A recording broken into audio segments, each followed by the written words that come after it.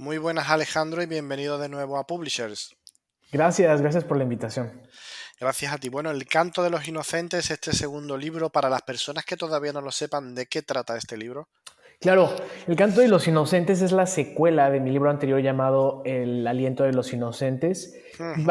y básicamente retrata la vida de uno de los protagonistas de Diego Cabezas, escalando el éxito dentro de su carrera como autor, al mismo tiempo que empieza a vivir otras experiencias, se enamora de Thomas Petit, que termina siendo por ahí un tema, una relación bastante interesante, a la par que su pasado empieza justamente a cazarlo en las manos de este personaje que se llama Aaron Maquiavelo, que es uno de los personajes más descarnados que vamos a ver en mis historias.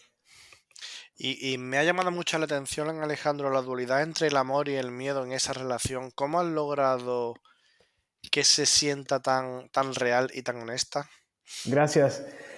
Pues bien, El aliento de los inocentes, que fue el libro anterior, surgió de una experiencia que yo tuve y que justamente Ujú. me inspiró para realizar la historia. Entonces, esto es una extensión de todo eso. Entonces, yo creo que hay muchos sentimientos auténticos en el sentido de que como es una extensión emocional hasta cierto punto, se logra, tiene también elementos mediante el cual el lector se puede identificar con Diego Cabezas, que es, yo creo que un retrato de todos nosotros como personas. Y un retrato de todos nosotros, Alejandro, pero ¿cuánto hay de ti en Diego Cabezas?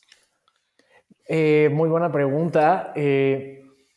La verdad es que Diego Cabezas fue creado como una extensión creativa de Ujú. quién soy. Tiene muchísimo sobre mí porque está basado en una versión de mí que yo era hace unos 4 años. Pero lo que vamos a ver en El canto de los inocentes es la evolución del personaje. Es la evolución donde Diego Cabezas como personaje evoluciona de una manera libre y de una manera tan creativa que logra tener su propia voz, que probablemente es algo que no veíamos en El aliento de los inocentes. Entonces, eso es lo interesante del canto de los inocentes. Y ahora que has dicho eso, Alejandro, cuando escribes y cuando publicas, es para ti, ¿qué es más importante para ti? ¿Esa catarsis que se hace al escribir donde, ¿no? Donde expulsas o el hecho de ser leído por terceros?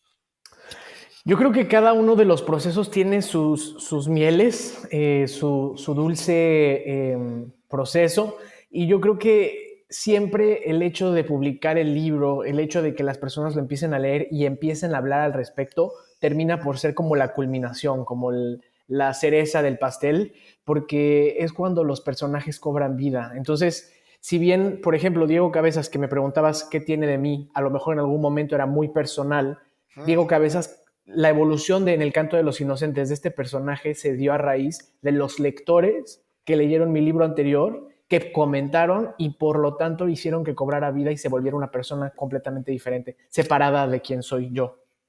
Y Alejandro, ¿qué es lo que más notas en tu evolución como autor, como escritor de tu primer libro a este segundo?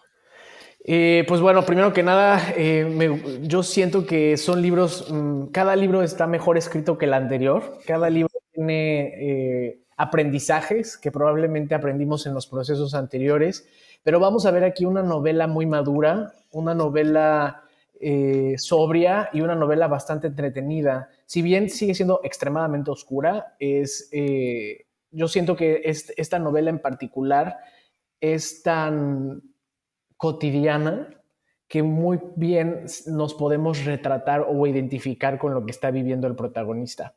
Entonces, eso es uno de los valores más fuertes de esta novela. ¿Y qué es lo que más te ha costado a la hora de escribir El canto de los inocentes? ¿Qué parte?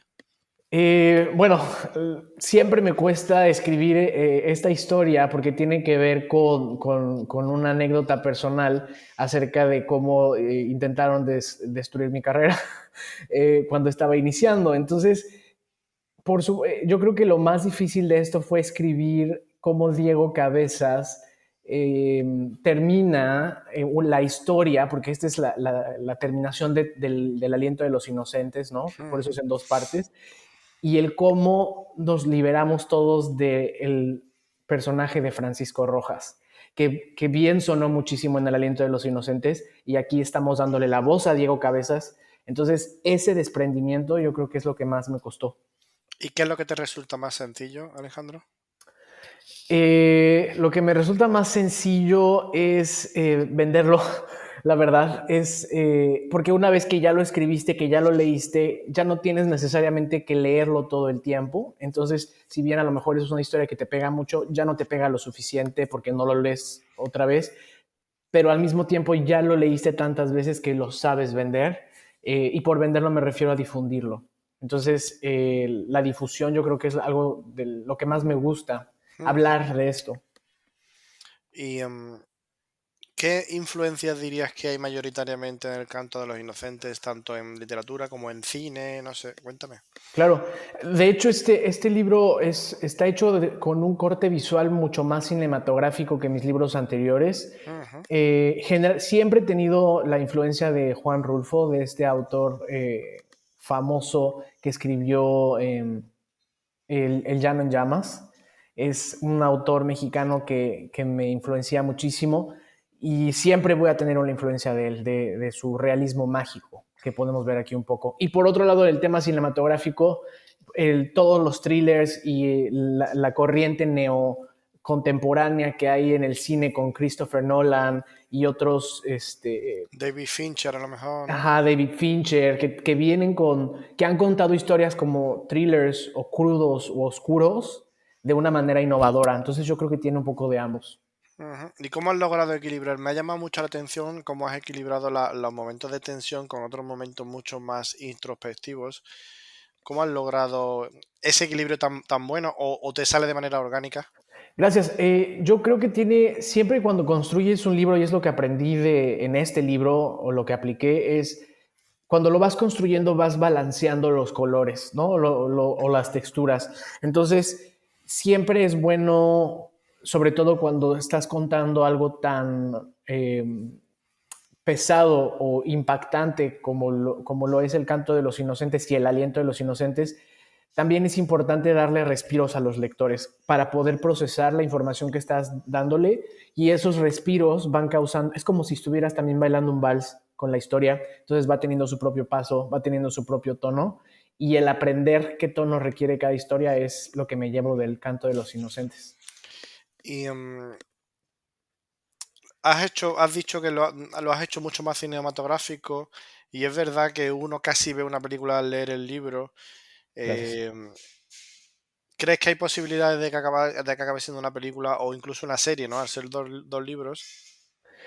Probablemente, la verdad es que si bien no lo escribí pensando en eso, no lo descarto. Digo, Ujú. el aliento de los inocentes ya estuvo en una de las áreas del Festival de Cine de Cannes este año. Sí, Entonces, también en Venecia y en alguno más. ajá, estuvo en los festivales de cine, y de hecho hubo algunos productores en Cannes que estuvieron interesados. Nunca se descarta. Una vez me dijeron que el libro deja de ser nuestro cuando lo publicamos, porque es el mercado quien decide hacia dónde va. Y si El canto de los inocentes tuvo traducciones al inglés y al francés, nunca se puede descartar pero en el aliento nunca se puede descartar que el canto también tenga eso, ¿no? Aunque el libro es novedad, Alejandro, ¿qué opiniones, tanto de las que te han hecho en persona como de las que te han podido hacer por internet o reseñas, ¿no? En redes sociales y tal? ¿Cuál de Eh, ellas cuál de esas reseñas te ha emocionado más? sí, gracias. Yo creo que las reseñas o las opiniones de los lectores que vienen siguiéndome desde El aliento de los inocentes me emocionan mucho, porque ellos ya conocen mucho el contexto. Muchas personas, cuando publiqué mi libro anterior, eh, me conocieron de una manera que a lo mejor no me conocían, y si no me conocían, me conocieron vulnerable. Ujú. Entonces, ellos fueron de hecho quienes pidieron El canto de los inocentes. Ellos querían una nueva historia, entonces se las di, y el ver cómo me han llegado comentarios de que están emocionados de leerlo, eso es lo que más me encanta. Y bueno, próximamente haremos la presentación del libro en Madrid, eso Ah, qué espero. bueno. Sí.